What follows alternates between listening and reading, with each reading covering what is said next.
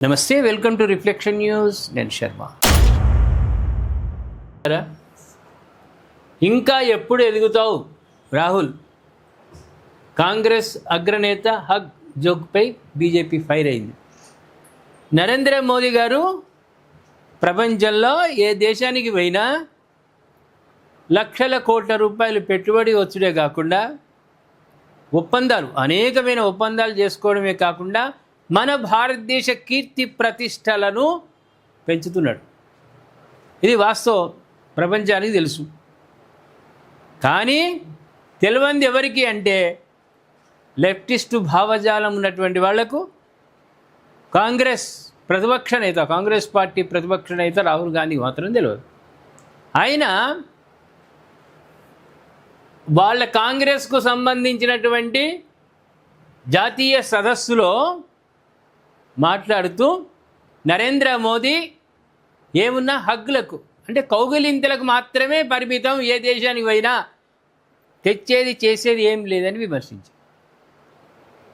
ఇది వాస్తవమా? అయితే ఇక్కడ ఆయన వ్యంగ్యంగా ఏం చేసిండంటే సందీప్ దీక్షిత్ దగ్గరికి పోయి ఆయనను కౌగిలించుకొని నరేంద్ర మోదీ చేస్తున్నది ఇదే అని వ్యంగ్యంగా మాట్లాడారు. ఏమంటారు ప్రేక్షకులారా? ఒక్కసారి ఆలోచించండి. నరేంద్ర మోదీ 13 సంవత్సరాలు అవుతుందే, వచ్చినప్పటి నుంచి కూడా ఏ దేశానికి పోయినా మన ఇండియా యొక్క గొప్పతనం, భారతదేశం గొప్పతనం చెప్తున్నాడు. అదేవిధంగా అక్కడ ఉన్నటువంటి ఆ దేశ ప్రధానులు, రాష్ట్రపతులు స్వయంగా ప్రోటోకాల్ను పక్కన పెట్టి ఎయిర్పోర్టుకే వచ్చి ఆయనకు స్వాగతం పలుకుతున్నారు. అనేకమైనటువంటి ఒప్పందాలు జరుగుతున్నాయి, గ్రౌండ్ లెవెల్లో భారతదేశంలో కనిపిస్తున్నాయి. మనం అక్కడికి పంపడం మన దగ్గర ఉన్నాయి, వాళ్ళు ఇక్కడికి పంపడం, ఎగుమతి దిగుమతులే కాకుండా పారిశ్రామికకరణ అంటే పరిశ్రమలు ఏర్పాటు చేసి నిరుద్యోగులకు ఉద్యోగ కల్పన కూడా జరుగుతున్నది. ఇది ముమ్మాటికి వాస్తవం. కానీ రాహుల్ కుటుంబానికి, కాంగ్రెస్ పార్టీకి, లెఫ్టిస్టులకు ఇవి కనిపించవు. అయితే అందుకు ఏమంటున్నారంటే జోకర్స్, క్లౌన్స్ వంటి పదాలు ఉపయోగించడం ఆయన రాజకీయ అపరిపక్వతకు నిరూపణ. అదేవిధంగా ప్రధాని నరేంద్ర మోదీ ప్రజలు ఎన్నుకున్న నాయకుడని జోషి పేర్కొన్నాడు. కాదా? దొడ్డిదారిని వచ్చిందా? నామినేటెడ్ పోస్టా ప్రధానమంత్రి? 3 టర్ములు ఆయనను చూసే ఓటేసిండ్రు, బీజేపీ చేస్తున్న పనికి చూసే ఓటేసిండ్రు. ఎవడైతే గుజరాత్ సీఎంగా నరేంద్ర మోదీ ఉన్నప్పుడు ఏ దేశం అయితే రావద్దు అన్నారో రెడ్ కార్పెట్ వేసి ఆహ్వానం పలికారు మోదీకి. అంత గొప్పదైన కీర్తి ప్రతిష్టలు దేశానికి అందిస్తుంటే రాహుల్ గాంధీ కూతలు ఏమున్నాయి? ఒక జోకర్గా మోదీని చిత్రీకరిస్తున్నాడంటే ఇంకా ఎప్పుడు ఎదుగుతాడని అడుగుతున్నారు బీజేపీ వాళ్ళు.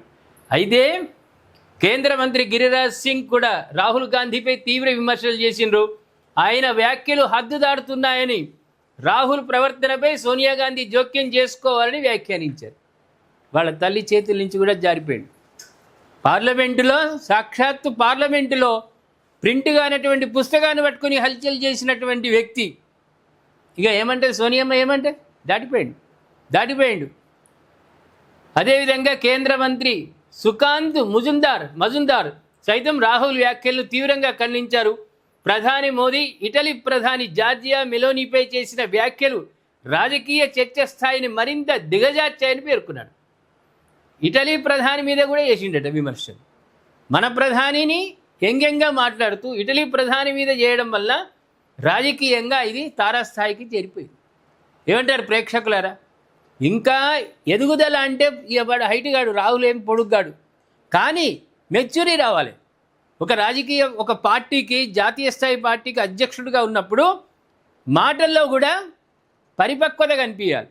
నువ్వు మాట్లాడే విధానం ఏంది, నువ్వు చేస్తున్న వ్యవహారం ఏంది? మారుతాడా? ప్రేక్షకులారా, రాహుల్ గాంధీలో మార్పు వస్తుందా రాదా? మనం సోనియా గాంధీ మీరు ఇచ్చేటువంటి కామెంట్లు సోనియమ్మకు చెప్పుదా, అమ్మ నువ్వేం అవస్థపడకు, ఆయన గురించి ఆ దారి అదే దారి, అది నువ్వు హాయిగా సైలెంట్గా ఉండని చెప్దాం. దయచేసి కామెంట్ రూపంలో తెలియజేయండి రాహుల్ ఎదుగుదల ఏ విధంగా ఉండబోతుందనేది. అదేవిధంగా సబ్స్క్రైబ్ చేసుకోండి, షేర్ చేయండి.